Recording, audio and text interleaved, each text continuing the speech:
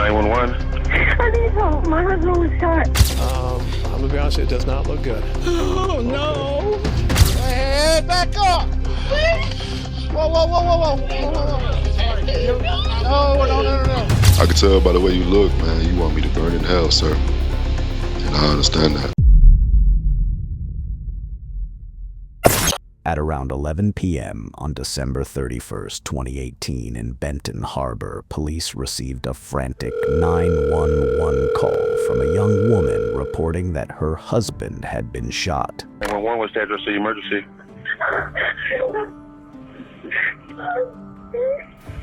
911. I need help. My husband. Hello? Hello. Yes. I need help. I need help. My husband was shot. I need help. Okay, where are you at, ma'am? I'm at Colfax Avenue. Colfax? Yes, please. Is this a house and apartment? What is the house? Okay, and tell me exactly what happened. I don't know. My husband bought us some food, and he left out and me and my son were eating, and I just heard gunshots. And I put myself in the room, and I came outside, and my husband was on the ground. Okay, stay on the line with me here.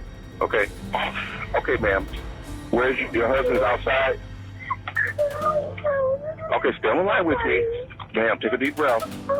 Take a deep breath from me, okay? How many shots did you hear, ma'am? Ma'am? Officers responded immediately. At the scene, they found the victim collapsed beside a large pickup truck. He had been shot multiple times, bleeding heavily, but he was still breathing. Let me know. We gotta get him on there, guys. Yep. Man, we're gonna have to get him on this cot, okay? Right. I know. Well, let me get in there, man, okay? Let us get in there, hon, okay? Let us get in there. That way. Ready? Follow him with the sheet. So we need to get this shit on there. Get these people back. Come on. News spread quickly through the small community. Within minutes, family members and neighbors had gathered at the scene. He's at the hospital right now, and Tyrone, everybody's up there. I'm gonna be honest, it does not look good. Oh, no. This is messed up. We got to get you guys out of here so we can secure the scene, okay? We got to collect some evidence and find out what the hell's going on here, okay? Come on here with us. Come on out here with us. I know, man. We got it, but we got to get you out here a second, okay? We'll talk to you in a minute. Do you live here, bud? I live here. Okay. My grandson is probably in there by himself. Okay, we'll go. I'll go take care of that for you if he is. He's one. Okay, we'll get you in there, okay? Okay. Bye. A man visibly overwhelmed with fear and grief, Tyrone Hassel Jr. had just arrived. The victim was his son, Tyrone Hassel III, a young Army sergeant who had just returned home for the holidays. The woman who had called 911 panicking at the scene was his wife, Kamaya Hassel. Their infant son, just over 1 year old, was still inside the house. Officers immediately checked to ensure the child was unharmed. Yeah, let's go. Where'd the lady go here? Let's go clear this house real quick. There might be a baby. The baby's right here. They're shell casings, guys. Just be careful.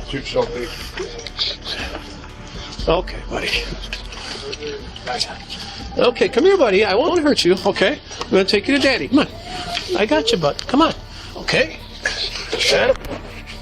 Once the child was found safe, paramedics continued working desperately to save Tyrone's life. His wife tried to get into the ambulance to stay with him.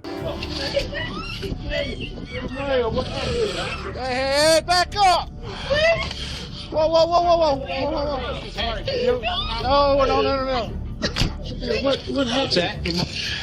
While EMS fought to keep him alive, police focused on securing the scene, collecting evidence, and making sure nothing was disturbed. As one officer attempted to calm Kamaya, he also began asking questions. She had been the one who found Tyrone and called 911. You have any idea what happened here? No, he just brought us something to eat. Okay. So we sit on the couch eating, and then I just heard gunshots. Okay. And I ran to put my son in the room, and I came outside, and he was laying on the cart. Okay, how many gunshots did you hear? I don't know. I just heard a lot. Okay. All right, so as far as you know, he went to get some food. No, the food was here. He brought us the food. From where? From our cousin's house. Okay. They have food at the house. So when it was out, the food was outside? Like he stepped outside to get the food? No, the food was in the house. He was leaving. Okay.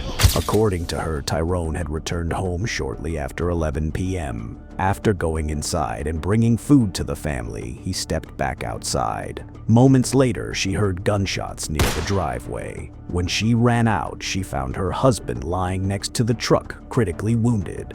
Who's this guy that's shot in the head? Head? Yes. Okay. What's his name? Tyrone Hassel. Yes, sir. Up until that moment, everything in Tyrone's life appeared normal. Back in 2015, he had met Kamaya while both were serving in the military at Fort Carson. Their relationship quickly became serious after she became pregnant. At the time of the murder, 22-year-old Kamaya and Tyrone were on leave from Fort Stewart. For now, police did not allow either Kamaya or Tyrone's father to leave the scene. There were too many unanswered questions, and a killer still out there. Did Tyrone have enemies, or was this something else entirely? Was he beefing with somebody here? I mean, do you have any idea how this happened? I'm not sure. I mean, this is serious, okay? I don't know what his condition is, but it does not look good, okay? So, if you know something, I don't think he was beefing with anybody. now's the time. You know what I'm saying? I don't think he was beefing with anybody. He was just at his friend's house. He was at the family's house, and then he came here. He told me a long time ago, Daddy, if I go to jail, somebody frame me. If I saw him walk the straight line his entire life. After speaking with those closest to him, investigators learned that Tyrone had no known enemies. They began processing the scene carefully. Blood was found on the vehicle and along the driveway. Multiple shell casings were scattered around where Tyrone had fallen. There's one, two, three. And then number 4 is right there. 4. Maybe there was 4.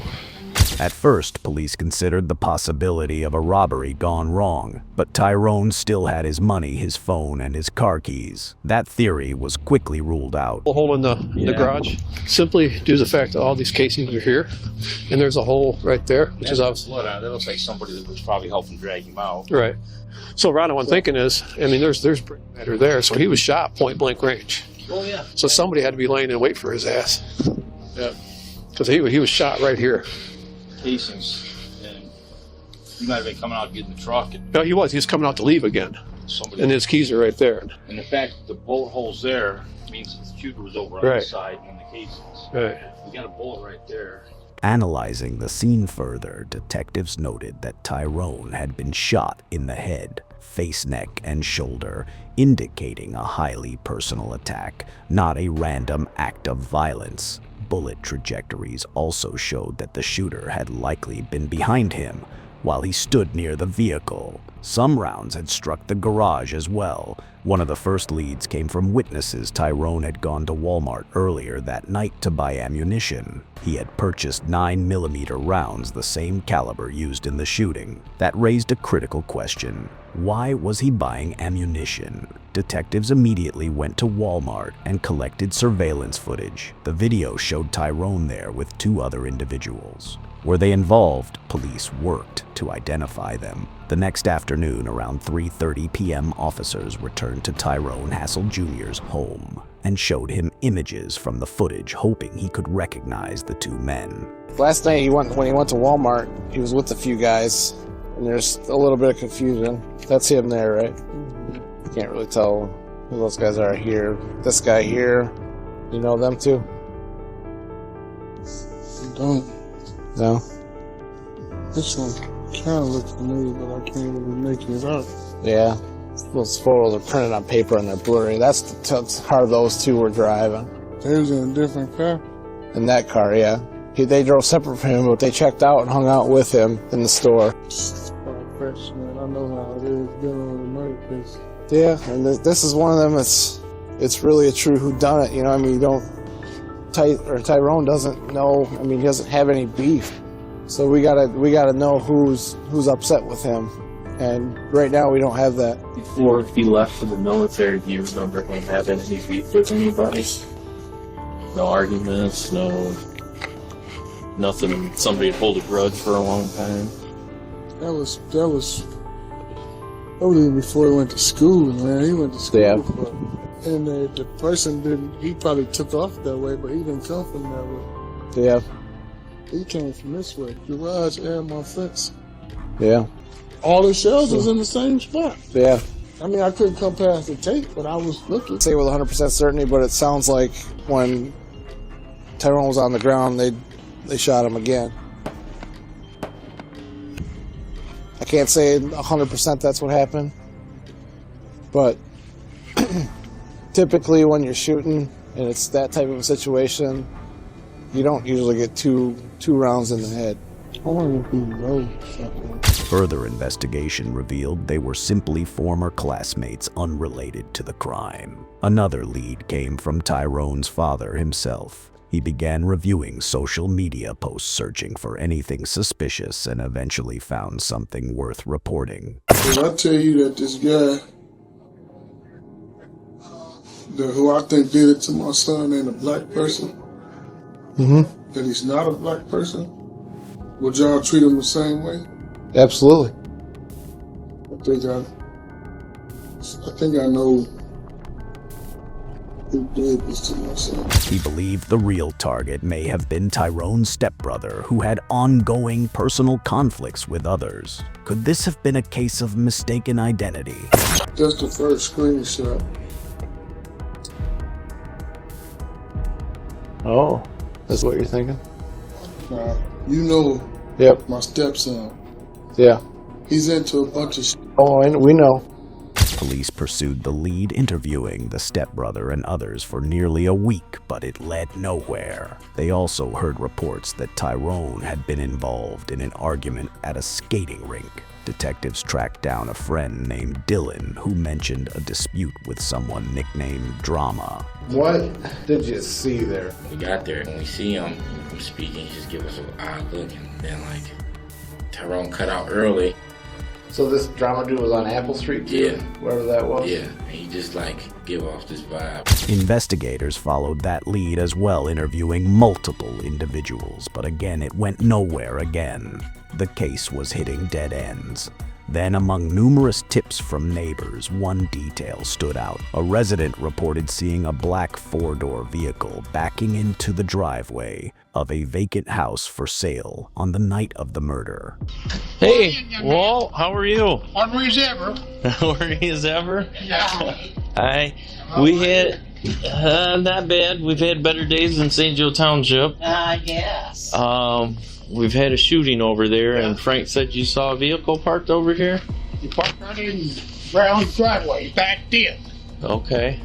The reason I know all this, I was in my bedroom watching TV and I had the shades open. I can see everything that goes on.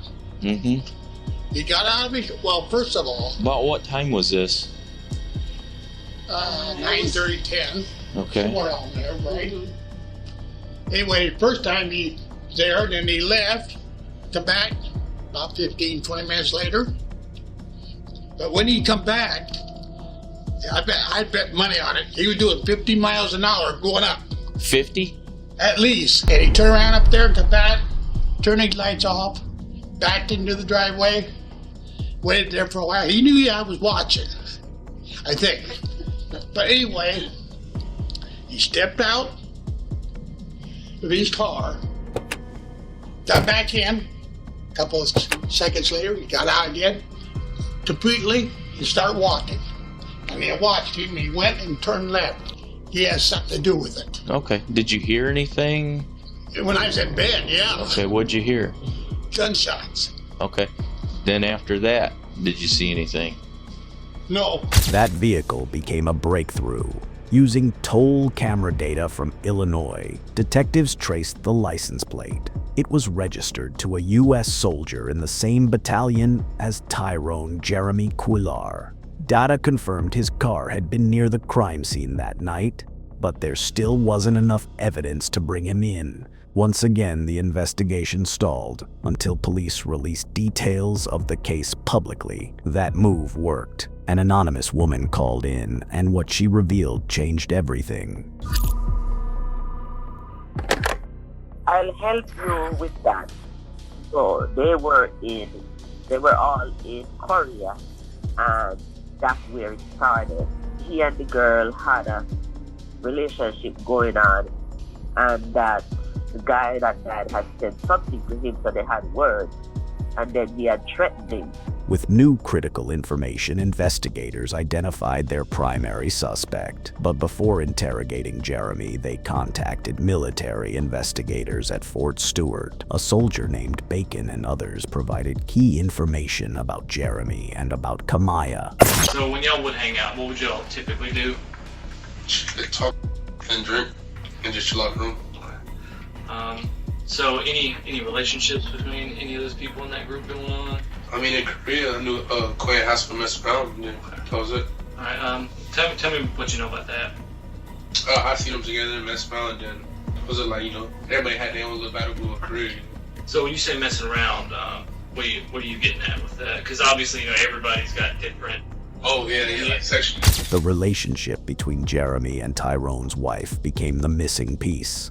When attention shifted to Kamaya, the case took a shocking turn. Had Jeremy acted alone, or had Kamaya been involved from the beginning? What was going on? When did you guys become romantic? You guys seen each other while he was in Michigan? Now listen, did you see him while you're in Michigan? Because they're going to take your phone apart. When they take your phone apart, it's all there. So what I want to say is, before they do that, I want you to be honest with me. I've worked the same amount of hours that he worked, and I still have to come home and do everything for the baby. I agree, that's not fair. And it's like the reason why why the relationship and a bond was built between me and Jeremy is because he will always tell me, you don't have to worry about that.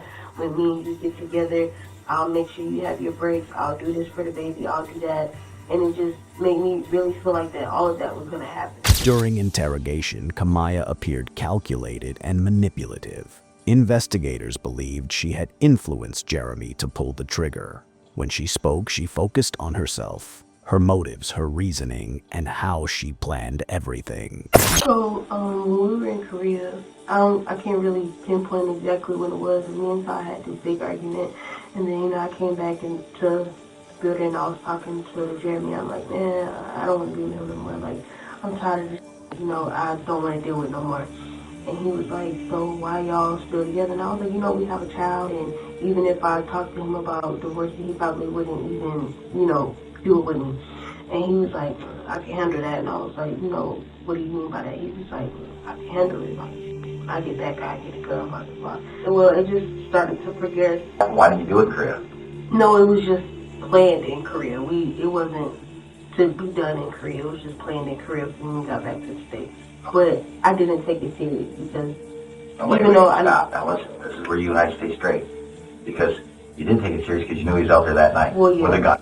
So were you guys talking because they're going to get your correspondent every day? He would be like, what's today looking like? And I'd be like, well, he's out cutting hair. And he'd be like, okay, well, we'll be up there in a few hours. And then he'll come up here and scope out and see if he'll come home by himself or if he wouldn't, and then we would try to take the opportunity. I said, well, he's about to bring us something to eat, and then that's when he came. So you called him and said, well, hold on, he's coming back to bring food. Yeah, I said that he was coming back to bring us something to eat. Why would you just divorce him? I talked to him about it, and he didn't want to. You put your needs, your wants above somebody's life? I did. You said you feel about as responsible as Jeremy is. I mean, would you say this is a 50-50 you guys were on this? Okay. Because I knew all about it, and like I said, I probably could have stopped it, but the reason why I didn't because I felt like he would, be mad at me or... And not love you anymore? Yeah, because I just felt like I wasn't getting that love at home like I wanted to. Her confession painted a chilling picture of premeditation. Meanwhile, Jeremy Quellar invoked his right to remain silent and requested an attorney. You've probably seen or heard on TV shows, you have a right to remain silent, you have a right, to an attorney, those types of things. And at this point in time, do you wish to have a lawyer? Okay. Evidence against Kamaya continued to build. Investigators concluded this was a planned murder, with Jeremy traveling from Illinois to carry it out. Kamaya wanted her husband dead. She claimed he didn't take care of her, that she felt overwhelmed and burdened by responsibility. Her trial took time as she initially refused to fully admit guilt. But on August 29, 2019, Kamaya Hassel was convicted of first-degree premeditated murder and conspiracy to commit murder. She was sentenced to life in prison without parole. Meanwhile, Jeremy Quillar pleaded guilty to second-degree murder on July 30th, 2019, and was sentenced to 65 years in prison. Before being taken away, Jeremy requested one final conversation with Tyrone's father. How you doing, sir? I'm all right. Under the circumstances. Man, she wanted to do it, man. Like, and I ain't gonna lie, I wanted her. You know what I'm saying? And she knew what she was doing. She wanted the money. So I don't know what that's crazy. It's crazy. Honestly, I was blind. Like, I was blinded. I thought that was love. You know what I'm saying? I was just wondering if she talked to you about that afterwards. I mean, yeah, she did. Matter of fact, she did. She was like, yeah, like, he died in my arms. And she was saying she was sad about it. And I'm like, then why'd you have me do it then? Like, you know what I'm saying? But she was just like, it's cool. Like, I could tell by the way you look, man, you want me to burn in hell, sir. And I understand that. I understand that. You know what I'm saying? I really hope you can forgive me. You know what I'm saying? I know it's gonna take forever. Or you might not. But I really hope you can. True enough, you killed my son, but I don't think. I know I'm looking at somebody that had a twisted mind at one point. You seemed like a good cat. And I hate the situation had to happen, especially I hate it had to happen to my son. I'm never going. The only thing I could do is visit him in the grave. That conversation ended with a warning, and questions still lingered whether Kamaya's motive involved a $400,000 benefit after Tyrone's death, or whether Jeremy was trying to shift the blame. But in the end, the ones left behind carried the deepest scars.